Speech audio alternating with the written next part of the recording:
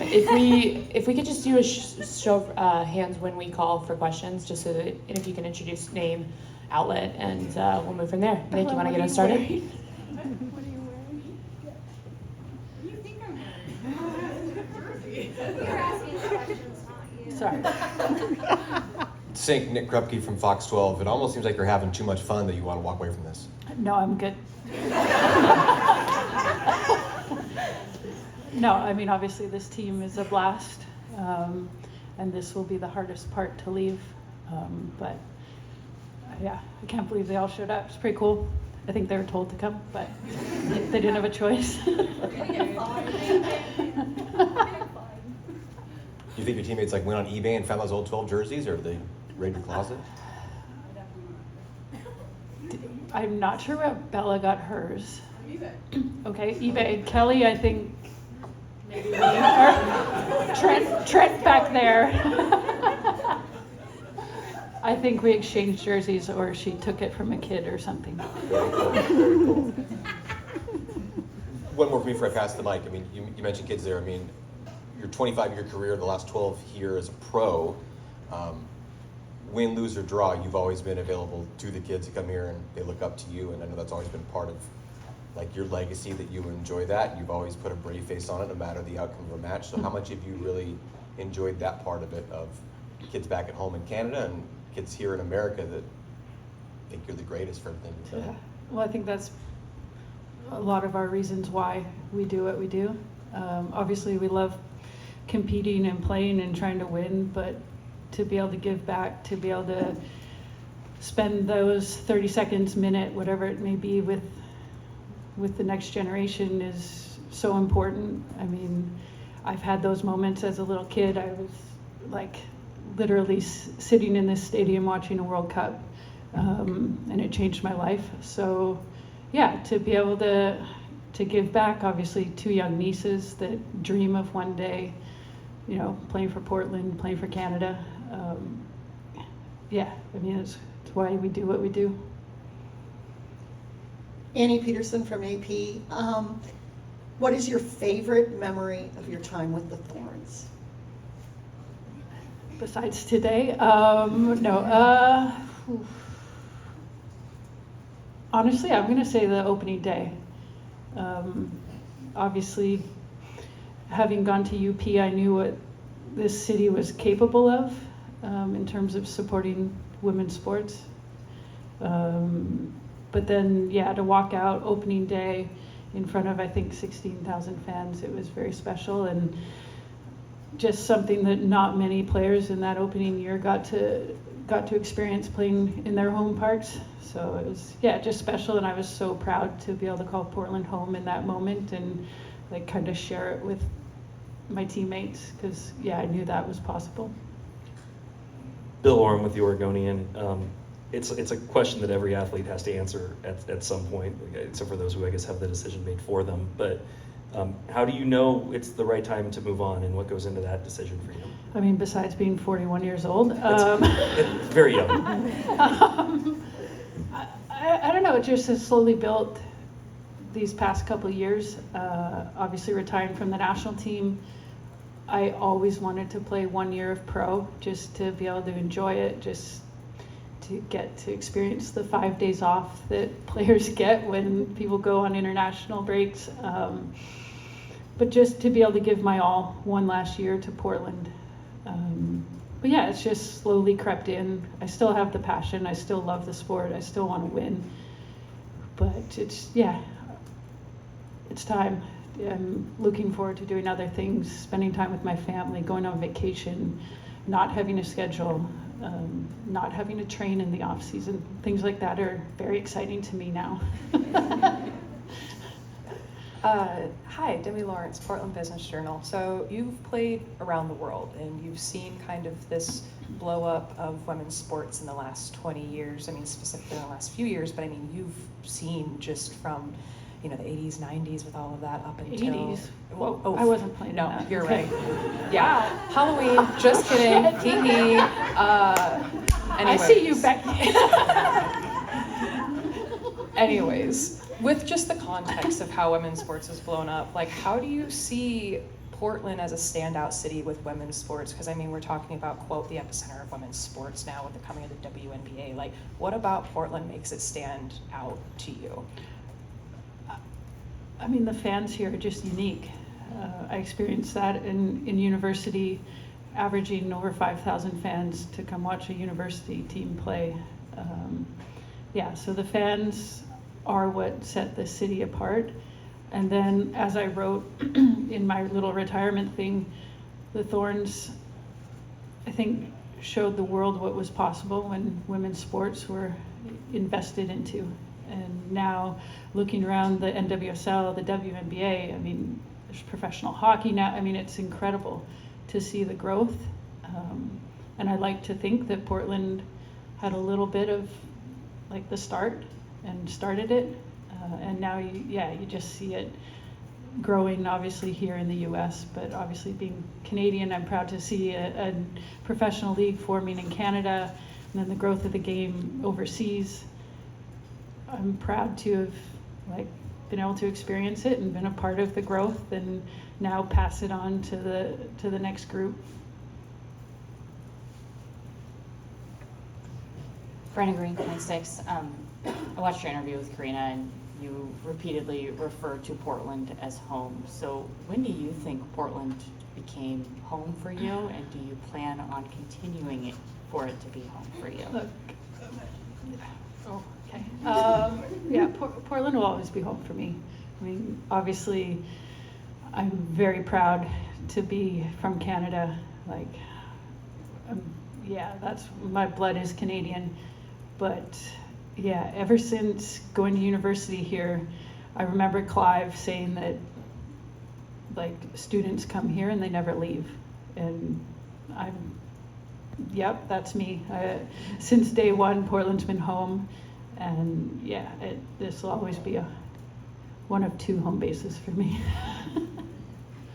Adam Sussman, Timbers broadcast crew. Sam Coffey had a video today where she said, everything a Thorn should be, you are.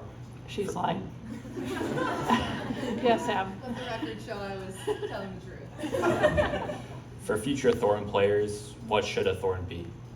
Oh, crow. Wow, good question. I think for me it starts with the community, the fans. It's what sets this team apart.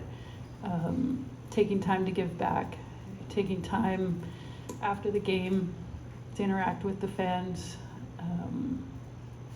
For me, that's what's always, set this team apart from others. And then on the field or as a team, just being gritty, playing for the badge, never give up. Yeah, humble, but then at the same time, man, we love to win. And I don't want this club to ever lose that.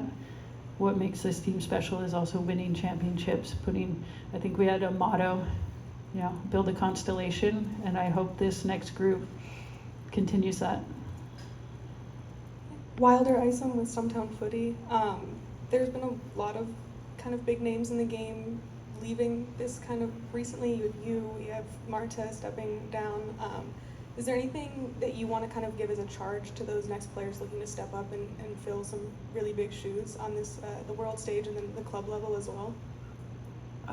Honestly, no. I see this next group of young players coming up, and I hope they create their own path. I hope that they set higher standards, set the bar even higher for the next generation. I'm proud of what I've been able to contribute to this sport. But man, where this game is going over the next 5, 10, 15 years, it's going to be incredible to watch. But no, I hope this next young group, recognize what some of the players have done before them, but then just take off with it. Yeah, and then just how uncomfortable have your teammates been working to make you during this moment for you? They're doing a great job. This is my worst nightmare. Yeah. Hey, Sinky, Fuquin with Stumptown Footy. Can you just talk to us about walking on the pitch for the first time at UP, and then seeing the Riveters for the first time, and then going into this weekend, seeing them for one more time? What has the city and the fans meant to you during this time? I mean, the fans, I think I've said it about 5 times, are what sets this city apart. And I was fortunate to be able to experience it as a teenager at UP, and like, they support you through everything. I mean, at UP, we didn't always win. Here as the Thorns, we haven't always win. We've had our ups and downs as a club, but they've always stuck by us. And yeah, tomorrow night will be interesting. Haven't really thought about it much, but to, yeah, be able to step out onto Providence Park one more time with the Riveters in such a meaningful game, it's kind of perfect. Hi, Sinclair. This is Grandpa Maple here. Grandpa Maple. I would just like to ask, with all this added time on your hands, do you think you'll get Charlie another sibling that you can actually walk?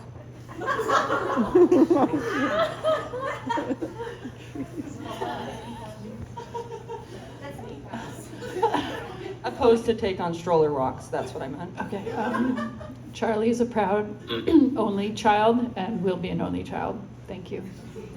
Grandpa Maple? Chastity here from the Thorns Media.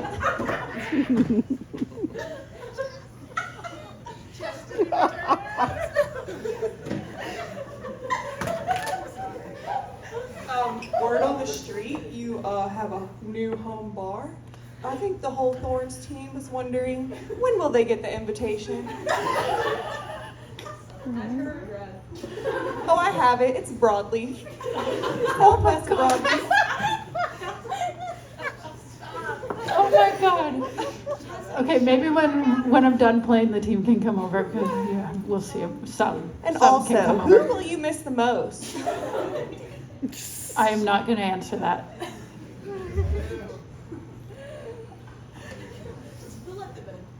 Right, security. Where's Jim? Jim. For any questions on Zoom, if we could please use the raised hand function, it would be appreciated so that we know to call on you.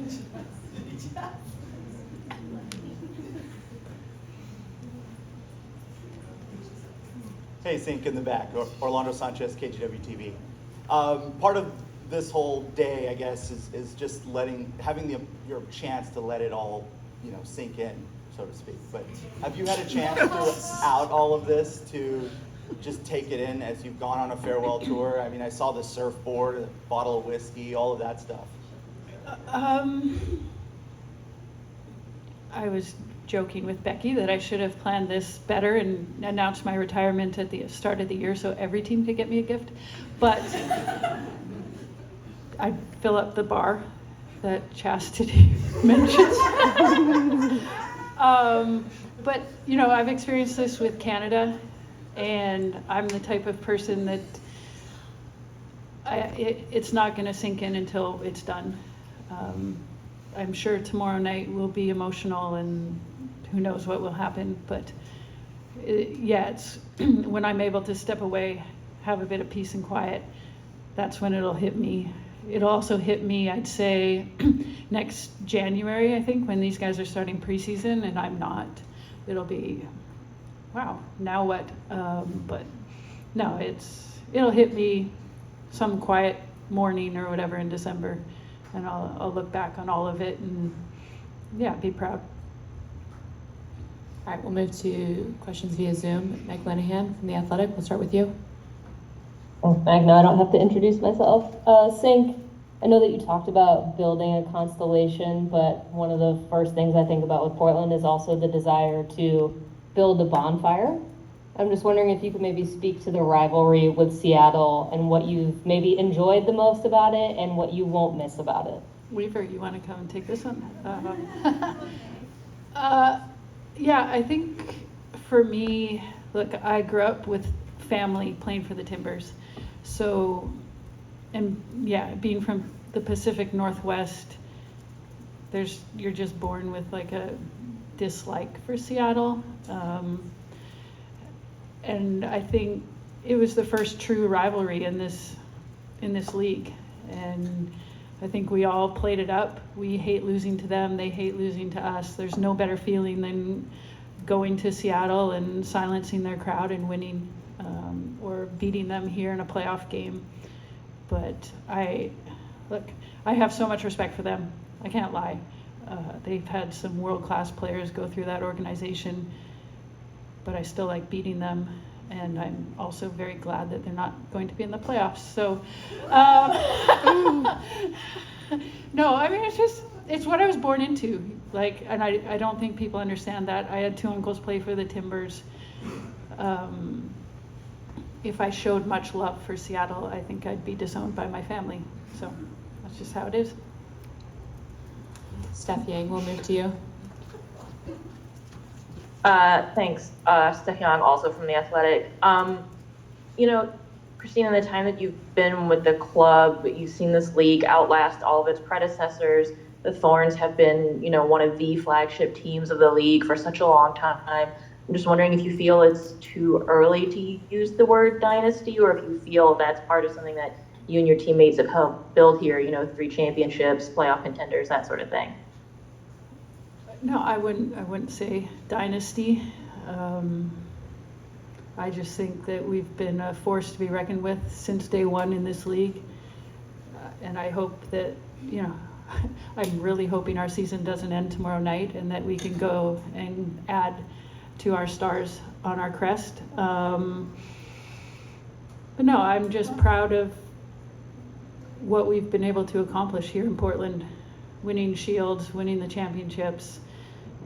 What else have we won? The Challenge Cup, Fall Series, yes, Fall Series, absolutely. All the things.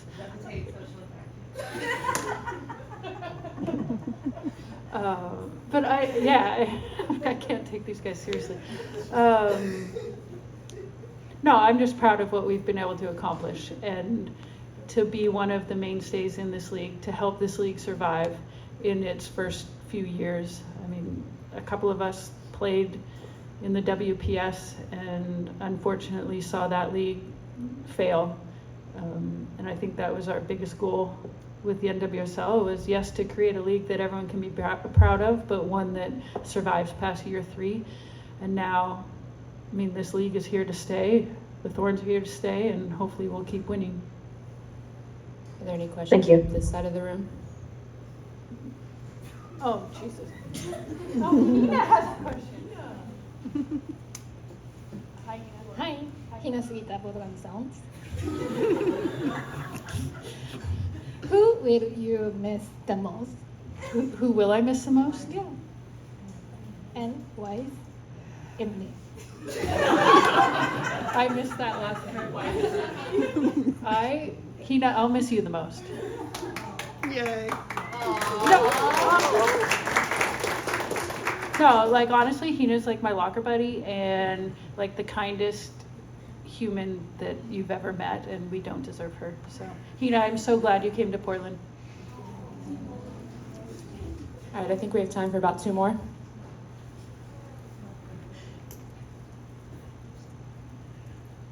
Annie Peterson again from AP. You mentioned earlier Clive Charles, and I wanted to ask you what his legacy meant to you in your career. Yeah, that's a tough one. Look, Clive was like one of the few coaches I've ever had, and especially being recruited in university, that honestly didn't care what kind of soccer player you were going to be. He cared about what type of human you were going to be after you graduated, and he meant it after you graduated. Like, you didn't go to UP and not get a degree. But here in Portland,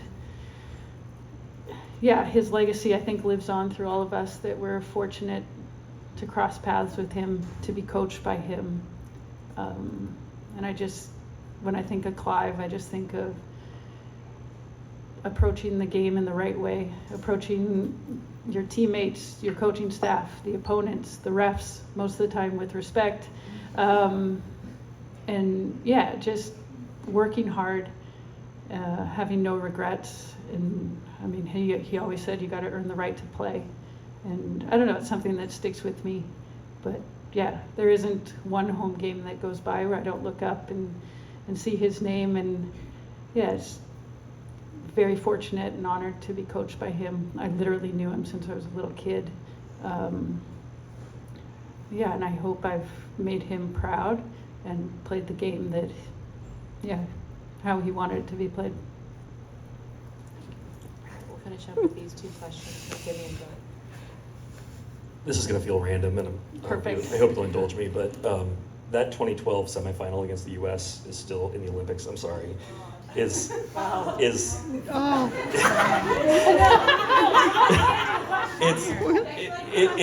Keep going. and Becky was one of the great games in the history of the sport. I'm really sorry, but what does that represent over the arc of your career when you look back on kind of that moment, kind of in the middle of your career?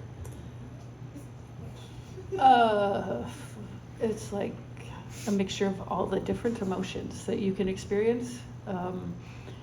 Thinking you're going to a gold medal game to not going to a gold medal game, being so angry at referees, but then to be able to win your team's first ever Olympic medal 3 days later.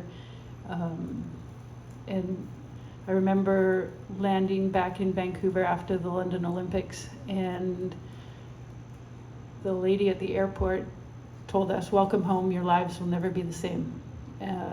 Because when you experience an Olympics overseas, you don't have a full understanding of what's happening back home.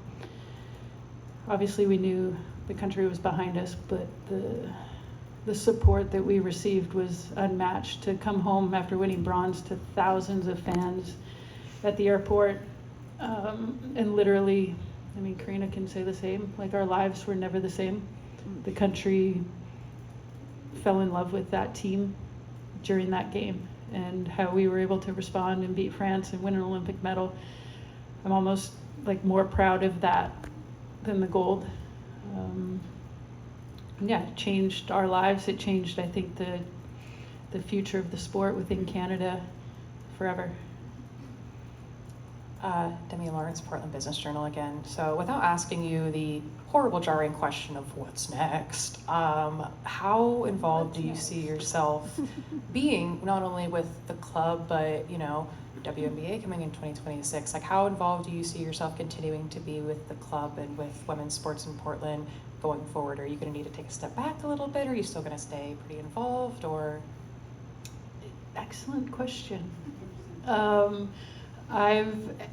I need to take a year off. I need to be able to travel, spend time with my family, come to Thorns games and watch from the stands and cheer them on, and then we will reassess.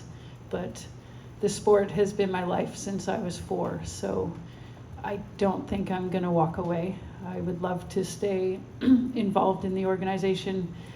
So that's a question for some of the people at the back. But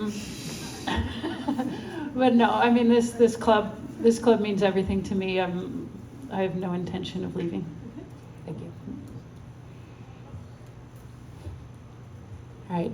Thank you so much, Christine Sinclair. That is all we have for today. Thank you, everyone.